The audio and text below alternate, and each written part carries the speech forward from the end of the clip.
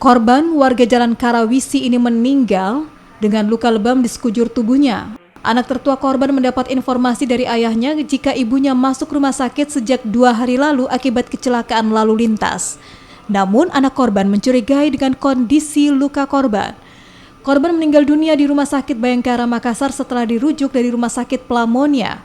Kini jenazah korban telah dimakamkan di Kabupaten Goa, sementara polisi masih menyelidiki penyebab kematian korban dan meminta keterangan dari anak tertua korban.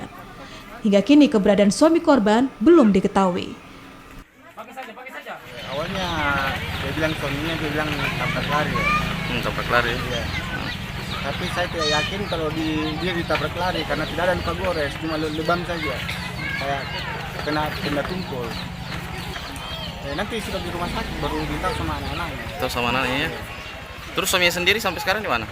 Dia muncul ya. Cuma datang dia melaporkan sama saya punya adik bungsu, bilang kau turun menjaga adik mamamu karena ada di Rumah Sakit Bayangkara. Ada sekitar 4 titik kayaknya. 4 titik di bagian mana itu? Di kepala. Kepala ya, sama pelipis ya. Sama pelipis.